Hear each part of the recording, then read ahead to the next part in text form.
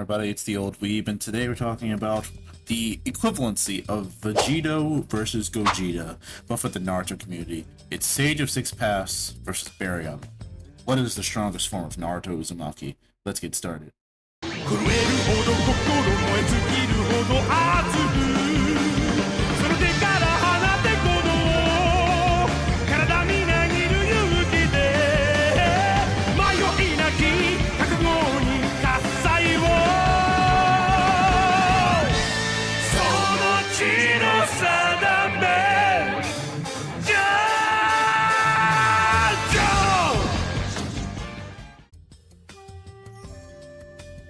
Now you might be of the belief that what is the discussion? What is the debate? It's clearly Baryon mode because that's what was shown to us through the events of Boruto, and the narrative implies that Baryon mode would be the strongest form Naruto has ever achieved in his lifetime. And I don't believe that's the case, because I want to look at what Baryon mode actually does and its abilities compared to what Six Paths Sage mode did for Naruto and its abilities. So let's start with the front runner, Baryon mode. Kurama gave a statement to Naruto in the manga chapters about how this ability is similar to nuclear fusion, which equates to, what happens in nuclear plants and reactors and like stars. That their clashing of chakra creates this energy source unlike any form of chakra that allows him to, when he's fighting Ishiki or Suzuki, to sap his life force out of his body with every single consecutive punch.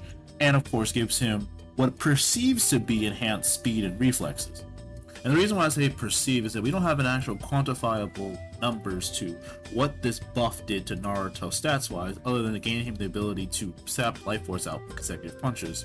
But we do see that Naruto and Sasuke were having trouble fighting Ishiki and Jigen with the rods from his dojutsu, in that Sasuke had trouble tracking them, Naruto could barely sense them. It shows that they had struggles before Baryon mode. But my belief is why that was happening was simply due to the fact that Naruto didn't know how to fight him. Like, narratively through Naruto, we've seen that times when Naruto has lost a fight, it is simply due to the fact that he did not have the proper knowledge or tools to combat the opponent. And when he first fought Jigen, he had never fought someone who had this kind of ability. Sure, he's fought Ososukis, and sure, he's fought people with chakra absorption, but he's never fought someone who could just shrink things and spawn things out of nowhere. We've seen him fight Kaguya, and Kaguya had the ability to create teleportation and be able to send out things from different dimensions toward him, and we see with Six Paths Sage mode he's able to easily sense those. And again, he should have it here in Boruto, but there's a lot of confusion and misunderstanding of whether or not this version of Naruto when fighting Jigen had Six Paths Sage mode. Now, I would like to bring up this point, and you could look it for yourself, based on the anime as well as the manga when colorized, that Naruto, when he has Six Paths Sage mode, his pupils are bright yellow with the cross showing Kurama and Sage mode. But when Naruto was in KCM 2, his pupils were orange, and it showed the cross when he was able to combine natural Sage mode with QB Chakra mode when Kurama was actually helping him. It's a very subtle difference, but it shows that when he had Six Paths Sage mode, his pupils were yellow, not orange. Another proof of this is in Naruto the Last, when Naruto is fighting Toneri. If you go to the scene in which Naruto is firing a Rasengan into Toneri from the sky, he has a close-up to his face into the camera. And again, you see orange pupils with the cross and the line across showing Kurama mode with Sage mode. This shows that Naruto does not have Six Paths Sage mode going into Boruto. That is now confirmed through the animation and colorization of the character. There is a distinct difference. So let's move on to, again, Baryon mode and why we have not a lot of information. In regards to this mode, all we can see is that Naruto's eyes are blood red, which shows that there is no connection to Sage mode or any other power-up. It's just Naruto and Kurama's chakra being butted heads together through the nuclear fusion that creates this mode. With regards to that, we don't see any other indications of a change other than now he seems to be pressuring Ishiki instead of actually struggling against him. That shows that he clearly has gotten a stat buff, but to the degree, we don't know. But that's why this is the smallest part. We really don't have that much information on Baryon other than the fact that we saw him go from struggling to winning, but of course he has the 5-minute timer, so eventually he starts losing this fight. So this mode, while powerful, I don't think it's the strongest Naruto has. Let's go to Six Paths Sage mode. One of the first indications of the mode change in 6-pass stage mode that gives Naruto a new ability is that he has True Seeking Orbs now, and he's able to wield them into rods. And we already know what the True Seeking Orbs can do from both Jubidara and Jubito and what they were able to do with it. It means Naruto has the same abilities that they could do with the True Seeking Orbs. On top of that, we see that I'm going to take Naruto 6-pass stage mode directly with the Sun Seal on his hand, which allowed him to use Creation of All Things to give Kakashi a new eyeball. And now Naruto has the natural defenses of 6-pass stage mode, which showed that you were now completely immune to all forms of ninjutsu that don't have sage chakra in them, as far as the another ability to sense everything ever. Specifically how he perceived that he could sense the intent through Kurama, but also sense the chakra of the Limbo clones, which exist on a different dimension entirely, through 6-pass sage mode that he could not sense before with regular sage mode. I want to make this quick distinction. Naruto having the chakra of the other Biju were not impacted in the 6-pass stage mode. He was granted their abilities prior to receiving this form. So when he uses the Wind Style, Washington Shuriken Barrage of all the types, that is not because of 6-pass stage mode, that's because he already gained the chakra of the other Biju. Another distinct moment in this form that is irrefutable is that Naruto is able to dodge Madara's Light Fang attack in this mode at point blank range from not only perceiving it and sensing it, but even to move in conjunction with it, which means he had to be post light speed. He had to be faster than light in order to dodge his attack at point blank range, which gives us a bare minimum that in 6-pass stage mode, he would be easily faster than light, which is true from early in the series, but we're not going to get into that part of the video. There could be a whole separate video that I've already made. But 6-pass stage mode is at least light speed at the bare minimum.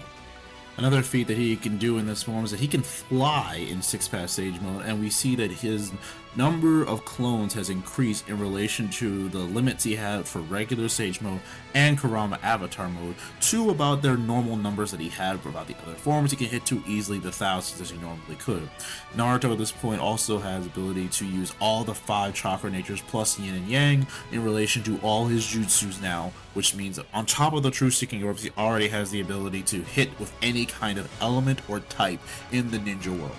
The last thing I want to mention is that Naruto has shown in previous forms, especially with Kurama and Six Tails versus having KSCM versus all the way up to 6-pass stage mode, that he can be resistant to gravity manipulation as well and move through enhanced gravity, thus meaning he's already, again, has an ability that has been showcased through 6-pass stage mode, but not with Baryon mode. Yes, he hasn't gone through the experience of having to deal with it, but it's still a feat that he has in this mode compared to what he has in Baryon mode, because we just don't have enough information. Now that I've laid out all the details about 6-pass stage mode, if I'm missing something, please leave it in the comments. I think that Baryon mode, cool as it was at the moment that it came out, and the narrative implication, it is not the strongest form of Naruto. It just doesn't do enough or have enough versatility and ability in comparison to 6-pass stage mode. Just True Seeking Orbs alone would have made a difference in that fight. And the fact that Naruto doesn't have 6-pass stage mode, I think is the biggest reason for a lot of the problems that he runs into in Boruto.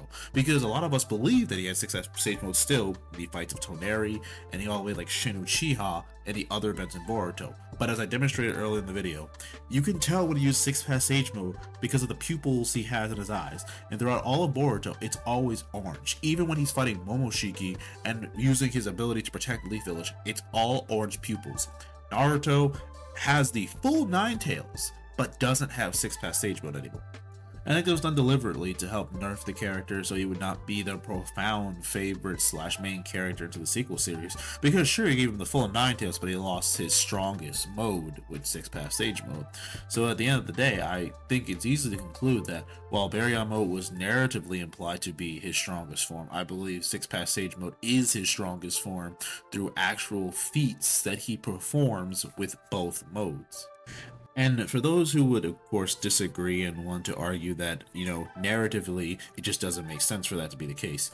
How many times in most forms of anime and fiction can someone gain a power-up, but it doesn't necessarily mean that it's better than their other modes? It's simply for the sake of the plot.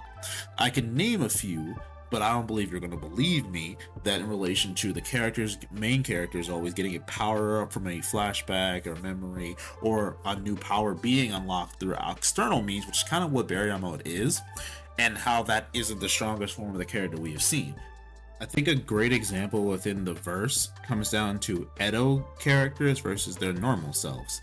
Sure, an Edo character in Naruto has infinite chakra or infinite chakra regeneration and body regeneration, but they don't have the full strength that they had while alive despite having infinite chakra. You would think having infinite chakra puts you over your living self, but it simply doesn't, as narratively shown and physically shown when Madara was seen both alive, dead, and reborn, and with 10 tails. We show that even if something has a limitless source of energy, it doesn't make you stronger than your best self.